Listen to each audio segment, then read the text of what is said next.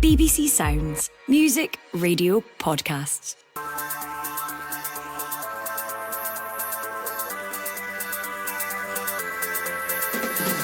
Hello, I'm Jane Lewis, and this is the Scottish Football Podcast. All the news, views and analysis you need on Tuesday, the 19th of August. And it's another massive European night at Ibrox for Rangers. Pulled back for Danilo. Goal! Cameron tucks it home from about 8 yards out. And that could be a huge moment in this tie. Russell Martin's side face Club Brugge in the Champions League playoff round. What is he expecting from the Belgians? He's a coach I know well. We were in Wales at the same time together at different clubs, different levels, but it has to be about us. It has to be about what we're going to do, how we're going to attack the game, trying to turn it into the game we want it to be. We'll give you a full briefing on Bruges, and one of Scotland's brightest young hopes makes a move. And Dork will get it now, edge of the area, on his left foot! What a finish! Ben Doak, right out of the top draw. Ben Doak has swapped Liverpool for Bournemouth. The Scottish Football Podcast from BBC Sports Scotland. Well, delighted to say joining us on this podcast is John Walker, the coach and analyst, and Scott Coyne, who's a Belgian football journalist. Thanks for being with us, chaps. Are you both well and raring to go, I hope? Buzzing. Yep, looking forward to a great game tonight, yeah. Let's get started with Rangers. John, let's bring you in on this. Russell Martin, I was at the press conference yesterday. He described this game as huge and massive. Just kind of tell us what qualifying for the Champions League could mean for the club. Yeah, I think it changes pretty much everything, financially, confidence-wise for the players. I think it buys Russell Martin even more time from the people who probably wanted him out before he started. But I think the financial part to build the squad that he believes he needs, because I think he probably knows he's short of 4 or 5 for what he wants to do just now. I think that'll bring that on. I think it was probably unexpected until we seen the route. I think when we seen the route, we thought, if we avoid them and get to this point now, I think Bruges are favourites, but I think if it was a choice between Bruges or Salzburg, that was the route we would have taken, given the two teams have had to play so far. You mentioned some of the fans there. Is the jury still out on Russell Martin, do you think? What's the feeling among the fans about their manager now, a few games in? I think Russell Martin's just paying the price for almost 2 decades of kind of mediocrity for Rangers, and I think that's all it really is I don't think the fans that didn't want Russell Martin know what they wanted. And I think they would have been the same with any manager that had come in if the results hadn't went their way. So it's a weird one. I still think in my circles, everyone's pretty much bang on and think it was the right appointment longer term. And I believe it will come good. I think anyone that's seen the press conference yesterday, I think what you see is what you get for Russell Martin. And he looked fairly relaxed. So he's obviously seen what he wants to see at this point in the growth of the squad. Some of the criticism is over the fact that he doesn't tweak his system. That's been certainly a criticism in the past. Have you seen signs that he is willing to be a bit more adaptable, or is he set on playing a particular style, and from your mind he's not going to change from that? I think with the ball, I mean, the thing that I always find quite funny is when football fans tell me that he's asking players to do something they're not capable of doing, and it seems to be that thing they're not capable of doing is playing football. That seems to be the overcomplication, is going, why are we asking John Souttar to pass the ball out? You're asking a professional footballer who trains every day to pass a football to another teammate. It doesn't really matter what the style is. That's all you're asking people to do. I think if you look at the Panathinaikos game, the way he had the midfielders kind of moving wider compared to the Pilsen game where it didn't quite go the same way and the fullbacks were shorter, I think there is little tweaks he constantly makes to his style. It's just people can't go over the fact the centre-halves have the ball. So when they say he won't adapt, what they really mean is he won't stop centre-halves having the ball at their feet, which I find a little bit baffling, because they're all professional footballers. It's modern football, whether we like it or not. So yeah, I've seen tweaks in even the Dundee game. I've seen tweaks in every game that he's played so far. It's just, if you're simplifying it, yes, he'll always play football. And I suppose the truth of the matter is that he hasn't. Was it over 2 months he's been in the job now? still kind of building a squad, bringing players in. We saw the latest recruit coming in over the weekend, Jayden Mahoma, at left back. He's still gathering his squad, and so he's still going to need a little bit of time for his players to really gel as a team, if you like, before then he can really put his imprint on what he's trying to do. Is that how you can see it, and how some of the fans see it, or do they just expect the team to be up and running from now? Yeah, I think the problem Russell Martin's got is Russell Martin said from the minute, whilst he's going to have this 10 to 14 week block of getting everyone to play his style of football, they need to be winning whilst to do it. And unfortunately with Motherwell and Dundee, that hasn't happened. So the fans have had every right kind of to jump on it a little bit. But this will take 10 to 14 weeks before we start seeing it, not flawless, but as close to flawless as he's going to want it. And that will conclude with a transfer window closing. And I would reckon another 4 or 5 players. I think the left back position is something that's still short. I would be fairly surprised if Magoma came straight into the starting 11 tomorrow. However, he did mention that he's went through the video analyst, the same stuff that Ant-Man did without too many training sessions. So it will be interesting to see if that is something he wants, because he's obviously made the big call that Max Aarons is his right back. So to have to kind of revert back would be a bit bizarre considering how well the Pilsen home game was with him there.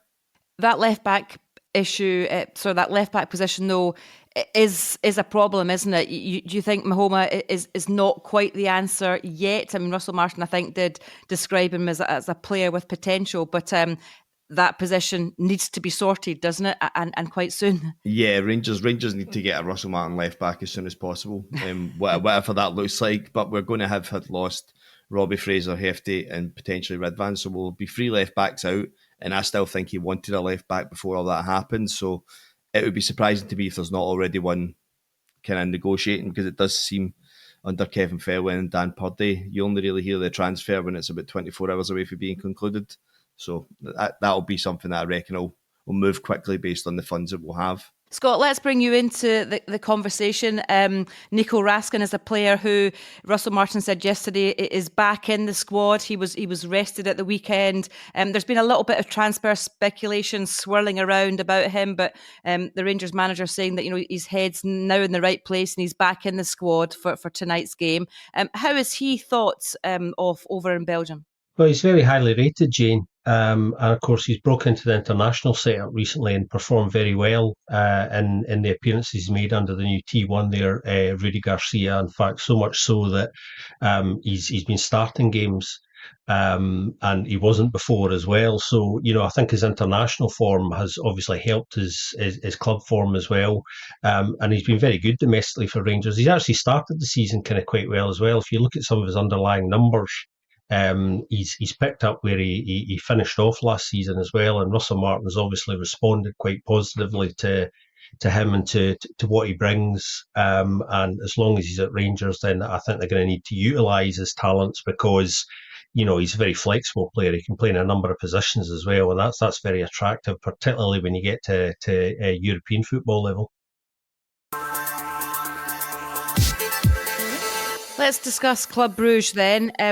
Obviously, the teams met funnily enough, in a pre-season friendly way before this draw was ever made. Both managers, though, yesterday in their press conferences, at pains to point out that both teams are going to look pretty different. The personnel have changed quite a lot. So that friendly, Scott, probably having little bearing on the outcome this evening. Yeah, I don't think it'll have too much of a bearing, as you say. I think that was a friendly fixture that suited both clubs, because they knew that the likelihood of them facing one another at this stage was pretty high. So for pragmatic reasons, that was a good friendly to organise. Club have been quite busy in the transfer market. We've seen 5 come in and 5 come out. One of those outgoings, Arden Shari, of course, to Milan, the biggest outgoing transfer in Belgian football history, a new record there at 36 million. But they've amassed just over 80 million in outgoings and spent just under 40. So they've been spending big, as they tend to do. just confirming on Monday there, Mamadou Daikon, the 19-year-old winger from Stade Ram, has come in. He's travelled with the squad, not expected to feature, a little bit too early for him. But they've been spending big and reinvesting. And of course, they've only been able to do that because they've been consistent Champions League performers. Qualified for the group stages in the league phase 6 out of the last 7 seasons, and the season that they didn't, they played in the Conference League and reached the semi-final, losing out narrowly to Fiorentina. So this is a side that consistently, perform at the top level in European football and know what it means to do that. So they understand the standards required to go out there and perform at this level. So yeah, it'll be an interesting one, this, I think. And they're in pretty good form, aren't they? Despite the fact that there's been a bit of disruption with their squad and their team. They've won their last 4, and of course the previous qualifying round against Salzburg was a pretty impressive scalp to take, wasn't it? Yeah, they've started the domestic season well too. They're just a point off the top, so they're right in the mix where they want to be. And yeah, that result against Salzburg was a really strong result. They'd managed to get themselves in front, and then had a pretty mediocre first half in the second leg at home at the Jan Breidel in Bruges, and had to make some changes at half-time. Nicky Hayen ringing a number of changes, which really made a difference. They were able to go up a couple of gears in that second half and get the goals required to get over the line in that one. But yeah, they set a standard. I mean, it was interesting listening to Nicky Hayen talking about the Salzburg game post-match, because he did say that performance in the second half is the level that they need to set if they're going to be able to perform again this season at this level. Talk us about the danger men. Obviously, you don't really have to say too much about Christos Tsoukalis. He was their top scorer last season. Scotland fans know all about him because, of course, in his Greek shirt, he scored against us at Hampden. But apart from him, who else should Rangers fans be looking at and be a little bit worried for their team for, maybe? Well, there's a few players probably worth highlighting. A couple of whom might be people might be aware of in the UK. So one of them is Hans van Aken, the captain. He's been there for a very long time, over 500 appearances for the club. Been there just a little over 10 years now. Really good player technically, good in the transition as well. Can sit a little bit deeper and play offensively as well if required. Big figure in the dressing room. Lots of vision, and he really drives their mentality as well. So he's an important player who's played almost his entire career injury free as well. That rarest of things. So I don't know what he eats and drinks, but I'd quite like some of it, as would I'm sure most of his teammates. Some of the others worth mentioning, Rafael Onyedika as well, who'll probably sit in the middle with Hans van Aken, 24-year-old Nigerian, classic box-to-box midfielder. Anchors that midfield, strong physically, will look to break up the play quite a lot. I think he'll sit probably a little bit deeper over the course of these 2 games to try and protect the defence a little bit. You mentioned Christos Tsoukalis. He's picked up from where he left off last season, 3 goals in 7 games in all competitions to start the season as well. And just in the last couple of days, club have rejected a pretty significant bid from Crystal Palace for him, and it looks like he's going to be staying put during this window as well, because they're going to need him with the form that he's in. Simon Mignolet as well, the goalkeeper. Lots of people will have heard of him. Spent a while at Liverpool. Great shot stopper. Although he's 37 now, he's still doing it at the top level. Good with his positioning as well, and he's got loads of experience at this level, both with Club Brugge and with Liverpool. And somebody worth mentioning who's a bit unsung, who doesn't tend to get any credit because he's not an offensive player, is Brandon Mekala. Again, somebody who's been at the club for a long time, 32-year-old centre-half, almost as many appearances as Hans van Aken. If he starts at Ibrox tonight, which I would expect him to do, it will be his 500th appearance for Club Brugge. So it could be quite a special night for him in all sorts of ways. But yeah, his positioning is great for a centre-half. His tackling is strong, and he has that very rare thing. He's actually ambidextrous. So there we go, another string to Brandon's bow. Well, that's quite a claim, and that 500 appearances as well. That's something to rave about too. Of course, Rangers fans and the players will be hoping that it's not a 500th appearance that he remembers for the right reasons, but we shall see. Their manager Nicky Hayden, I met him yesterday at the press conference. A really likable guy actually, and he's kind of gone in there and turned things around. And it was interesting. He was talking about his time in Wales when he was a manager over there, and they kind of came across Russell Martin, and they kind of formed this bond and a real good connection. But they used to text each other, and they have been texting each other, but they never actually met until they played in that friendly for Club Brugge. So quite an interesting dynamic there as well. But I guess any friendship will be on hold for these two ties anyway. But I mean, it's quite a nice one, that, isn't it, Scott? Yeah. Nicky wasn't in Wales for very long before he got the call to kind of come back to Belgium. But yeah, they have already formed a bit of a connection. It's interesting, managers and their relationships. And how they're formed. I mean, Nicky's a very calm influence, actually. When you spend time around Nicky, you'll see that he's not what you would expect to find in a manager. He doesn't tend to get too animated, and that's a classically Belgian trait. Belgian players and coaches tend to be kind of quite self-effacing, modest individuals, and Nicky kind of exemplifies that. And I think he transmits that calmness to the Club Brugge camp as well. I spoke to him kind of at length last November. In fact, obviously when they were in Scotland, they played Celtic in the league phases of last season's Champions League, and there was a lot of talk in the build up to that game around the atmosphere of coming into somewhere like Celtic Park, and obviously Ibrox is very similar. And he did say, there's a lot of noise around these games, literal and metaphorical sometimes, much like the noise that we brought here in our analysis. And he says that actually all that really matters is what happens when you cross the line, the white line. So it's very important, I think, for him just to kind of keep things simple when working with players. So it's all about the instructions that he gives them and the game plan, and not overcomplicating things for players. So I think obviously he has as wide a backroom staff as most coaches do now at the top level, but he keeps things simple, and his communication's very good, both with players and with the media, and he's very likable. He's a big thinker. I know he tends to stay up late and worry privately about all those things that keep managers awake at night, but not let it show. And that's a bit of a talent in itself. He actually mentioned that game, the leg at Celtic Park from last season at the press conference yesterday, and he was asked if he felt that they had been, they were hard done by in that game, and he said just one simple word: correct. So I think obviously, he might be out for a bit of Scottish revenge, if you like. Let me ask you just finally, Scott, if we can. Obviously, there's a lot of interest in Tony Bloom's investment in Hearts here, and I ask you that question because obviously he's gone down a similar route with the Belgian club Saint-Gauloise, with Jamestown and the analytics company there. Just talk to us about how successful that's been, and do you think it's possible for him to replicate what he's done there? Of course, they won the championship, the league last season, and what he's trying to do at Hearts as well. Well, this is a really interesting debate, this one, about whether it's possible for Hearts to split Celtic and Rangers in some form. And actually, I think longer term, I think the short answer to that is yes, I do think it's possible. But it's about how you apply that data. That's the main thing, and how the staff at Hearts apply the data.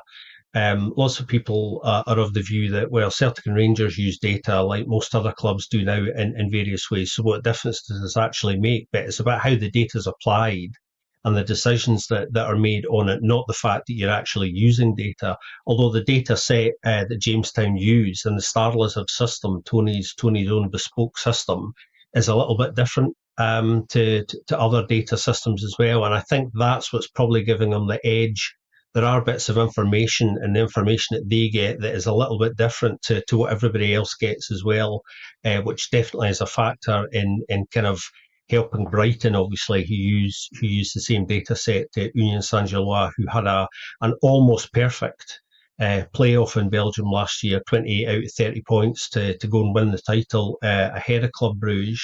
But yeah, it's all about the personnel. The one thing that this data set does do that other clubs haven't been able to quite master yet, and it surprises me, is one aspect of recruiting with data is identifying the right players for shortlisting. That in a sense is kind of the easy bit of the job.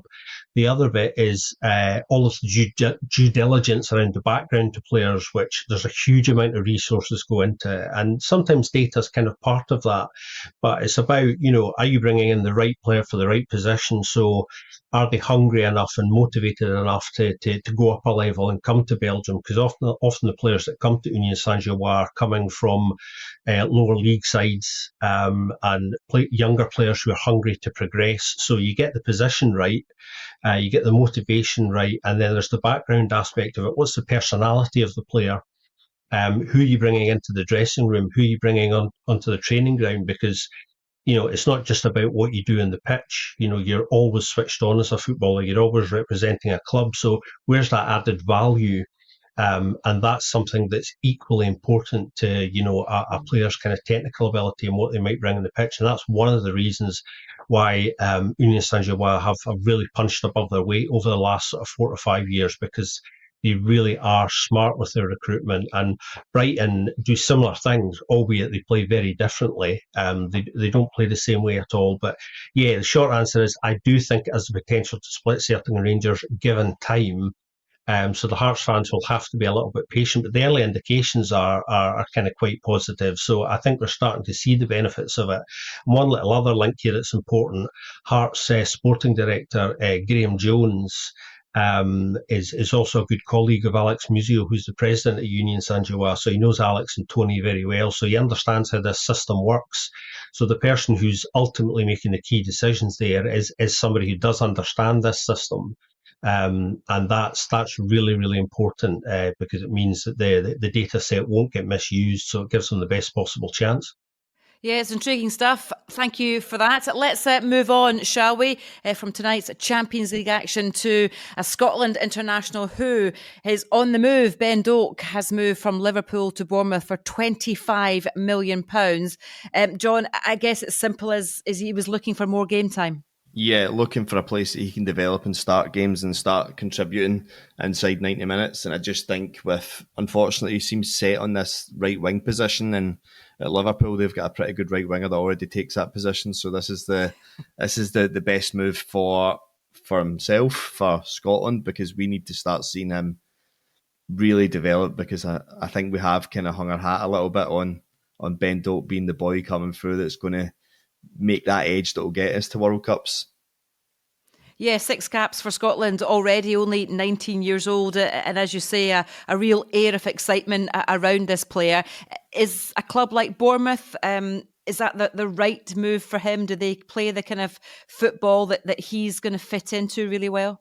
I think it's perfect. If I was picking a team, it would have, if I was to pick between teams in England that he could have went to, Bournemouth and Brighton would have been the two that you would have wanted him to go to, just from the way they play and the way they exploit games using their wingers. I think if I look at Semenyo and the influence Areola's had on him from signing for Brighton to being their key contributor to the game, he's developed into probably one of the best wide men in the league. I like the way Areola plays. I think what he's done for Ryan Christie's game, everyone can see Ryan Christie's went up a level that I don't think many Scotland fans thought he had.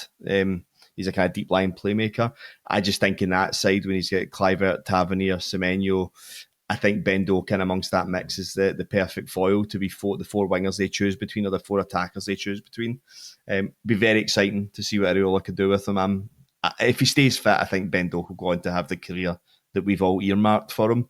I just needs to be the fitness part. This is the key thing, because when he has had a couple of games, he has broken down, and that's the only concern I would have. But yeah, right manager, right club, right time, as far as I'm concerned. Yeah, Scotland squad will be announced imminently as well for two big games in those qualifiers coming up, so it's going to be interesting to see whether he makes the squad in that one. That's all we've got time for this podcast. Many thanks to John Walker and to Scott Coyne, and thank you very much for listening as well. Remember, we're here with new episodes of the Scottish Football Podcast bright and early every day, so make sure you don't miss out. Subscribe on BBC Sounds and have your push notifications turned on in your phone. Remember, BBC Scotland has all of tonight's football covered for you on the European stage. It's live on Sports Sound, Rangers against Club Brugge on Radio Scotland Extra, and we'll have all the details online for you as well at our website bbc.co.uk. From us all though, bye-bye. It's petty, it's ill-informed. Are President Trump's cuts having an adverse effect on research? It's pandemonium. What number's that in the periodic table? PD, number 47. I don't know. I've done the shooting clays before. The longer you do it, the sorer obviously it gets. When Craig said there he'd been shooting the clays, I imagined him out a back line. Somebody's washing, you know. William Shatner, his secretary, contacted me to say, when Bill has a question now and again, can he contact you? And then one time he called me up and he wanted to know, David, what is a photon? I'm thinking, this is incredible. Captain Kirk wants to know what a photon is, you know. I once met a guy who referred to a globe as a ball map. A ball map. A ball map. Look at the ball map. What we normally do is spin the ball map and we see where we go on holiday. The Off the Ball podcast, available every Monday on BBC Sounds.